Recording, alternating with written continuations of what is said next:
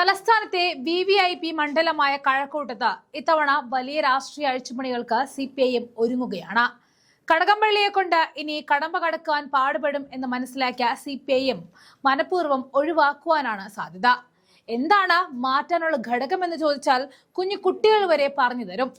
തലസ്ഥാനത്തെ ചുവപ്പൻ കോട്ടയായ കഴക്കൂട്ടത്ത് ഇത്തവണ വിപ്ലവകരമായ മാറ്റങ്ങൾ സ്വപ്നം കാണുന്ന CPIM-ന് ഇരുട്ടടി നൽകുവാൻ അവിടെ UDF-ഉം സുസജ്ജമാണ്. 2 തവണ തുടർച്ചയായിട്ട് മണ്ഡലത്തെ പ്രതിനിധീകരിച്ച മുൻ മന്ത്രി കൂടിയായ കടകംപള്ളി സുരേന്ദ്രനെ ഇത്തവണ മാറ്റി നിർത്തുവാൻ പാർട്ടി ഗൗരവപരമായിട്ട് ആലോചിക്കുകയാണ്. വെറുമൊരു സീറ്റ് വിഭജനമല്ല, മറിച്ച് ആരോപണങ്ങളുടെ നിഴലിലുള്ള നേതാക്കളെ മാറ്റി നിർത്തിക്കൊണ്ട് പാർട്ടിയുടെ പ്രതിച്ഛായ സംരക്ഷിക്കാനുള്ള നീക്കമാണിത്. ഈ നീക്കത്തിന് പിന്നിലെ പ്രധാന കാരണം സ്വർണ്ണക്കടത്ത് കേസും അതുമായി ബന്ധപ്പെട്ട് ഉയർന്ന ആരോപണങ്ങളുമാണ്. കേസിൽ SIT അന്വേഷണം തുടരുന്നതും വരും ദിവസങ്ങളിൽ കൂടുതൽ നടപടികൾ ഉണ്ടായേക്കാം എന്ന ഇന്റലിജൻസ് റിപ്പോർട്ടുകളും പാർട്ടിയെ പ്രതിരോധത്തിലാക്കുന്നുണ്ട്. കടകംപള്ളിക്കെതിരെ തുടർ നടപടികൾ ഉണ്ടായാൽ അത് തിരഞ്ഞെടുപ്പിൽ ഭരണവിരുദ്ധ വികാരമായി മാറുമെന്ന് CPIM നേതൃത്വം ഭയപ്പെടുന്നു. ക്ലീൻ ഇമേജുള്ള സ്ഥാനാർത്ഥികളെ മാറ്റി നിർത്തി ഭരണം നിലനിർത്തുവാനാണ് പിണറായി വിജയനും സംഘവും ലക്ഷ്യമിടുന്നത്. പാർട്ടിയിലെ കരുത്തരായ നേതാവായ കടകംപള്ളിയെ മാറ്റി നിർത്തുന്നത് അത്ര എളുപ്പമുള്ള തീരുമാനമല്ല.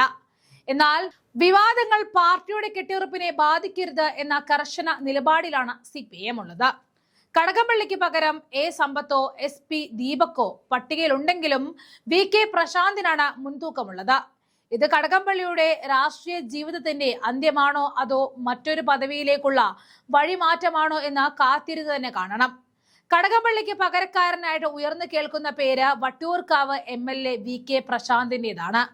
തിരുവനന്തപുരം കോർപ്പറേഷൻ മേയർ ആയിരിക്കവേ മേയർ ബ്രോ എന്ന പേരിൽ പ്രശാന്ത് ഉണ്ടാക്കിയെടുത്ത ജനപ്രീതി കഴക്കൂട്ടത്ത് വോട്ടായി മാറുമെന്ന് പാർട്ടി കണക്ക് കൂട്ടുന്നു. യുവാക്കൾക്കും നിഷ്പക്ഷ വോട്ടർമാർക്കുമിടയിൽ പ്രശാന്തിനുള്ള സ്വീകാര്യത കടകംപള്ളിക്കെതിരെയുള്ള ഭരണവിരുദ്ധ വികാരത്തെ മറികടക്കുവാൻ സഹായിക്കുമെന്ന് സംസ്ഥാന നേതൃത്വം വിശ്വസിക്കുന്നു. കഴക്കൂട്ടത്ത് VK പ്രശാന്ത് വന്നാൽ വട്ടിയൂർക്കാവിൽ ആരെ മത്സരിപ്പിക്കും എന്ന ചോദ്യത്തിനും പാർട്ടിയുടെ പക്കൽ ഉത്തരമുണ്ട്. മുൻ മേയർ ആര്യ രാജേന്ദ്രന്റെ പേരാണ് വട്ടിയൂർക്കാവിലേക്ക് സജീവമായിട്ട് പരിഗണിക്കുന്നത്.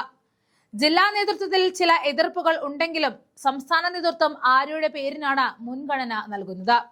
ഇതോടെ തിരുവനന്തപുരം ജില്ലയിലെ സീറ്റ് വിഭജനം വലിയൊരു അഴിച്ചുപണിക്കാണ് സാക്ഷ്യം വഹിക്കാൻ പോകുന്നത്. തദ്ദേശ തെരഞ്ഞെടുപ്പിൽ സ്വർണ്ണക്കൊള്ള ബാധിച്ചു എന്നത് LDF-ന് എന്തായാലും ഒന്ന് കുടുക്കിയിട്ടുണ്ട്. അതാണ് നിയമസഭയിലേക്കുള്ള കാൽവെപ്പിൽ വിത്തൗട്ട് കടകംപള്ളി എന്നൊരു ചിന്തയിലേക്ക് പാർട്ടി എത്താനുള്ള കാരണം. ഇനിയും കടകംപള്ളിയെ കാണിച്ചാൽ ചെമ്പെല്ലാം സ്വർണമാകുമെന്ന ഭീതി ജനങ്ങൾക്കിടയിലേക്കുണ്ടെന്നും പാർട്ടിയുടെ വിശ്വാസ്യത നഷ്ടപ്പെട്ടുവെന്നും LDF മനസ്സിലാക്കിയിരിക്കുന്നു. അതേസമയം ഇടതുമുന്നണിയിൽ മാറ്റങ്ങൾ സംഭവിക്കുമ്പോൾ UDF-ഉം ശക്തമായ പോരാട്ടത്തിനാണ് ഒരുങ്ങുന്നത്. JS Akhil, doctor SS Lal, Sarathchandra Prasad എന്നിവരെയാണ് കോൺഗ്രസ് കഴക്കൂട്ടത്ത് പരിഗണിക്കാൻ ഒരുങ്ങുന്നത്. ഒരു ത്രികോണ മത്സരത്തിന് സാധ്യതയുള്ള മണ്ഡലത്തിൽ സ്ഥാനാർത്ഥി നിർണയം നിർണായകമാകും.